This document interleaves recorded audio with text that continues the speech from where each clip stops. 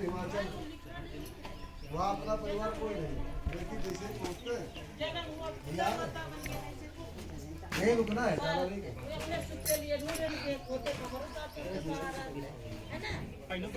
अपने सुखी खातिर दुनिया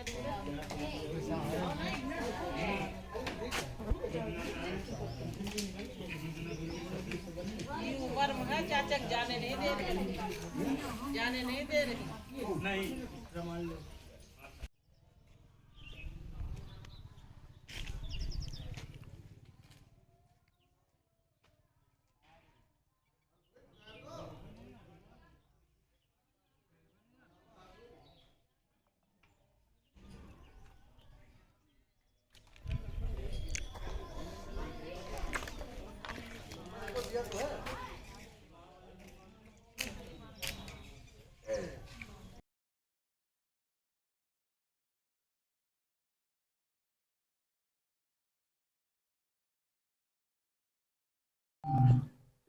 आवाज आ जाएगी।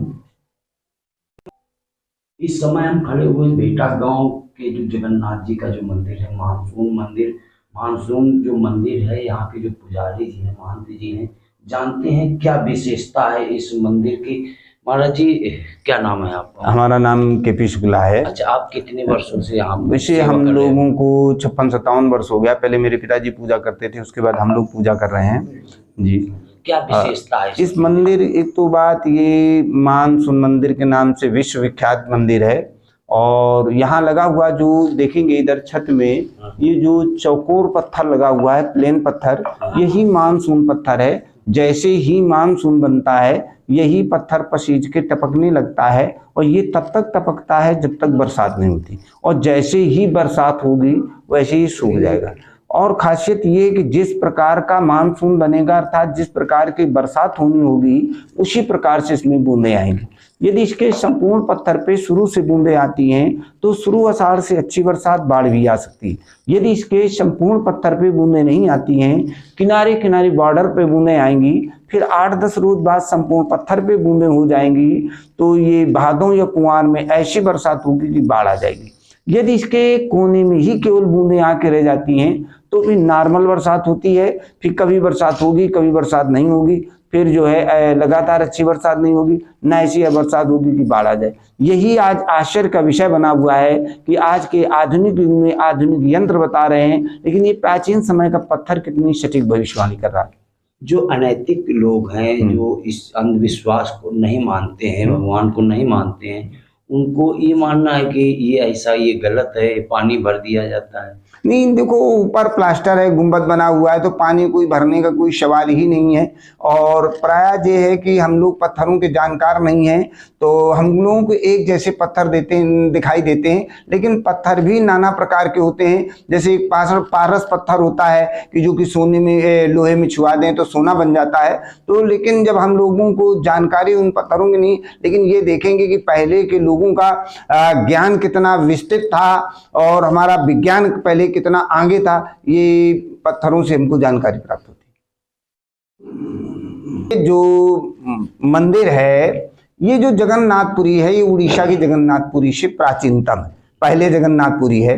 और इतना प्राचीनतम मंदिर हमारे भारतवर्ष में कोई मंदिर जीवंत हालत में नहीं होगा। इसका प्रमाण क्या है कि इतना प्राचीन मंदिर जीवंत हालत में पूरे भारतवर्ष में दूसरा मंदिर नहीं होगा? इसका प्रमाण हम बताते हैं। आप देखेंगे कि ये जो चिन्ह बना हुआ है, ये आकृति, इस आकृति को बड़ा सजा करके मंदिर नुमा बना के उसके अंदर रखा गया। आप लोगों ने इंडस वैली सिविलाइजेशन पढ़ा होगा, यानी सिंधु घाटी सभ्यता पढ़ा होगा कि सिंधु घाटी सभ्यता काल में लोग प्रतीक चिन्हों की पूजा करते थे, प्रकृति की पूजा करते थे, प्रकृति चक्र की पूजा करते थे। लेकिन देखा जाए तो वहां ये स्पष्टीकरण नहीं किया गया कि प्रतीक चिन्हों में किसकी पूजा करते थे, क्यों करते थे, ये स्पष्टीकरण नहीं किया गया। उससे लोगों ने नाना प्रकार की धारणा बना दी कि पहले लोग मूर्ति पूजा करना नहीं जानते थे, लेकिन ये गलत है। अब हम बताते हैं इसकी पूजा क्यों करते थे। देखेंगे हमारे यहाँ मूर्ति प्रतिष्ठा सिद्धांत के अंतर्गत जब हम कोई विष्णु मूर्ति स्थापित करते हैं तो स्थापित करने से पहले हम नीचे का सिरा बनाते हैं, और इस नीचे के सिरे को हम आज की अंग्रेजी भाषा में फाउंडेशन बेस बोलते हैं, लेकिन हम पुराण की भाषा में इस नीचे के सिरे को हम प्रकृति पिंडी अथवा प्रकृति बोलते हैं। ये जो नीचे का सिरा होता है इसे हम पिंडी अथवा प्रकृति बोलते हैं, और इसके ऊपर जो मूर्ति स्थापित करते थे उसको प्रकृत पुरुष बोलते थे। प्रकृति के हमारे यहाँ 3 गुण होते हैं। कौन कौन 3 गुण होते हैं? सत, रज, तम। ये हो गई वेदी, जिसको आसन बोलते हैं। ये प्रकृति के बिल्कुल सेंटर पे बनाया गया, ये प्रकृति चक्र है, ये रोटेट करता है। अभी गौर करेंगे कि यदि प्रकृति चक्र है तो इसको गोला बनाना चाहिए, गोला नहीं बनाया, फूल बनाया। फूल क्यों बनाया? देखेंगे कि कलाकार जब भी कोई कला बनाता है तो कला के अंदर अपना उद्देश्य छिपाता है, इसीलिए लोग कहते हैं कलाएं बोलती हैं।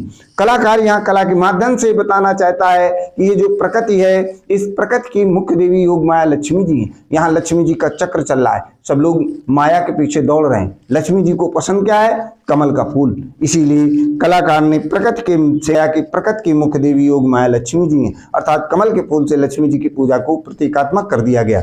दूसरा देखेंगे को इतिहास के जो विशेष जानकार हैं वो देखते ही बता देंगे, नहीं मूर्ति बहुत ही प्राचीनतम और दुर्लभ मूर्ति है।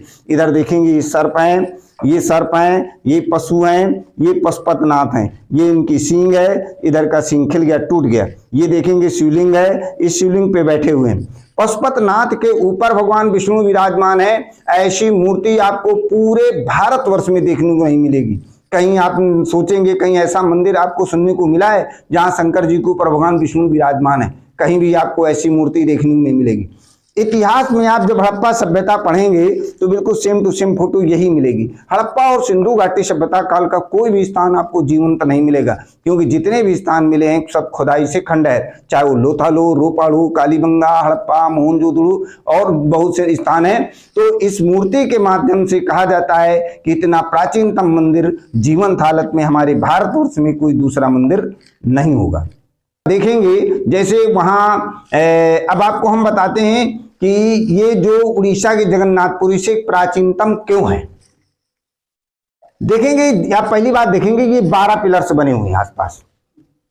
जब हम राजा शिवी का इतिहास पढ़ते हैं, कबूतर वाले राजा शिवी का, तो पता चलता है कि ये जो 12 दुआरी है ये राजा शिवी के जमाने में बनती थी। ये सब पहले ओपन होती थी, खम्भों के बीच में जगह होती थी। जैसे जैसे राजा आते गए इसको कवर कर दिया गया, ढक दिया गया। अब हम ध्यान देंगे कि राजा शिवी कौन हुए? राजा शिवी चंद्रवंश में दुष्यंत और शकुंतला से बहुत महाभारत हुई। महाभारत के बाद उड़ीसा की जगन्नाथपुरी बनी। दूसरी बात एक देखेंगे कि ये टोटल पत्थरों का बना हुआ है, इसमें जो है कोई ईंट का काम नहीं है। गौर करेंगे कि जहां भी आपको इस तरह पत्थरों का बना हुआ मंदिर मिलेगा वहां गौर करेंगे पहाड़ी क्षेत्र होगा या नजदीक ही पहाड़ होंगे, लेकिन यहाँ 150-200 किलोमीटर की परिधि में कोई पहाड़ नहीं है। तो ये प्रश्न खड़ा होता है कि इतने इतने भारी पत्थर यहाँ ये लाए कैसे गए?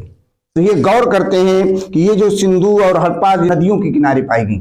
प्राचीन समय में पानी का जो मुख्य स्रोत था वो नदी ही थी, और जितना व्यापार होता था इससे प्रमाणित होता है कि प्राचीन समय में यहाँ से कोई नदी बहती थी और उसी नदी के सारे संपूर्ण पत्थर यहाँ लाया गया। लेकिन प्राकृतिक परिवर्तनों के कारण नदी लुप्त हो गई। अब हम ये विचार करते हैं कि हमारी गंगा और जमुना के बीच से कौन सी नदी लुप्त हुई, तो हम प्राचीन समय से सुनते चले आए हैं कि संगम में 3 नदियां मिलती थी, इसीलिए उसे त्रिवेणी कहते थे। लेकिन आज सरस्वती नदी लुप्त है। ये जो प्राचीन सभ्यता यहाँ पाई जाती हैं, कुछ पत्थर हमको यहाँ पाषाण काल का मिला, इससे प्रमाणित होता है कि प्राचीन समय में यहाँ से सरस्वती नदी बहती थी और सरस्वती नदी महाभारत के पहले लुप्त हो गई थी।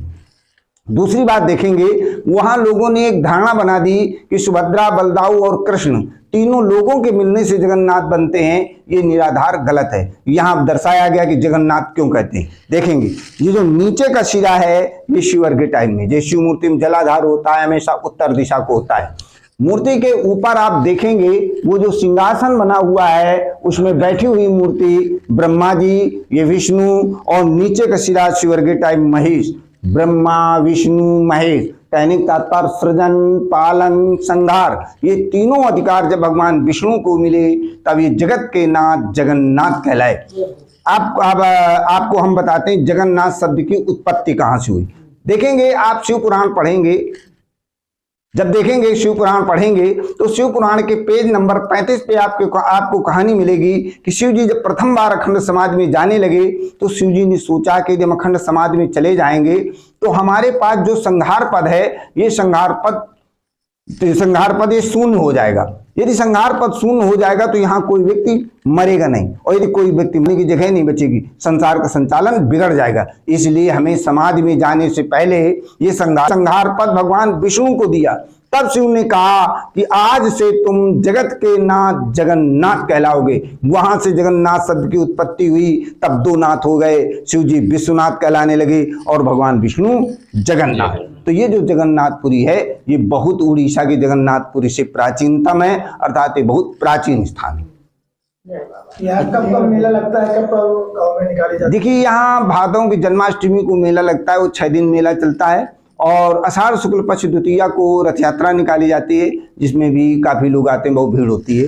जिन जिन लोगों की मन्नतें पूर्ण होती हैं उनका चलो इस बार में एक कहानी हम बताते हैं कि एक बार एक जनरल डायरेक्टर ने एक लेख निकाला था। उन्होंने लेख निकाला कि ये यहाँ पहले जंगल था। इस जंगल में एक ये था, कोलभिल लोग आदिवासी लोग रहते थे।